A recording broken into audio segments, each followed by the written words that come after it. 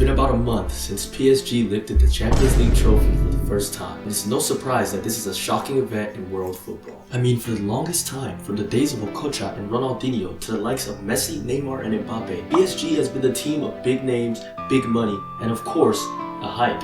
However, it was also true that PSG was the team that could never win the UCL, kind of like Arsenal right now. But seriously, it's been a long and hard road from Bodmin to Bodmin. Ronaldinho's team could only reach the quarterfinals. Then there was that 2016-2017 team that absolutely dominated Barcelona at home just to get emasculated at the Camp Nou. There was also the defeat in the final during COVID times to a powerful Bayern side. Finally, the past 3 years, with arguably the three biggest names, it was disappointing loss after disappointing loss in the round of 16 or quarterfinals. So what did PSG do differently this year to change their reputation and stop bothering? Honestly, I'm not one of those guys that'll tell you all the tactics. I will tell you what I know. For one, during the transfer window last summer, PSG were cooking. They signed Kivicha Kvaratskhelia, João Neves, Nacho, and Desiree Doué. But to the average football watcher, those names aren't exactly superstars. The players I named range from established world-class players to promising talents. But combined with a pretty well-rounded team of Marquinhos, Hakimi, mighty Nuno Mendes, Vitinha, our potential Ballon d'Or winner Dembele, PSG became a team you didn't really want to mess with.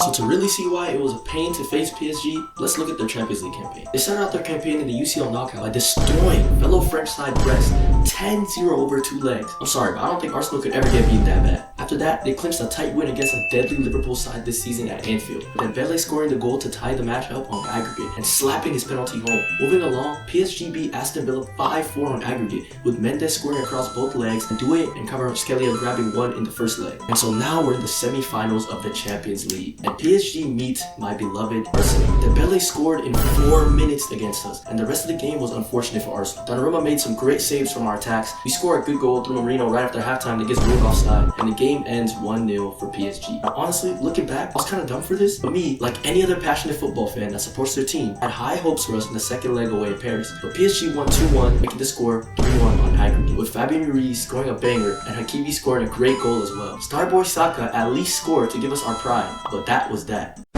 That miss that you think you remember never happened, by the way. PSG moved on to the final, which was definitely a sight to see. PSG were up against Inter Milan, and while their average squad age is kind of old, it would be crazy to discredit them from a chance of winning, especially after their miraculous comeback against that Barca side. PSG ended up dominating them 5-0, the biggest margin of a victory in a European final since Madrid in the 60s. Youngster Doué scored 2 goals, Academy prospect Mayulu scored 1, and Hakimi and Kvara bagged 1 goal each. Notice how I didn't mention Dembele on the score sheet. However, I think most of the people who watched that game could argue that he played really well, getting 2 assists and doing little flicks and tricks too. Finally, the final whistle blows and PSG lift the trophy. And now we are here. That's all for my first video. Subscribe if you rate me and let me know if a video on the Club World Cup would interest you.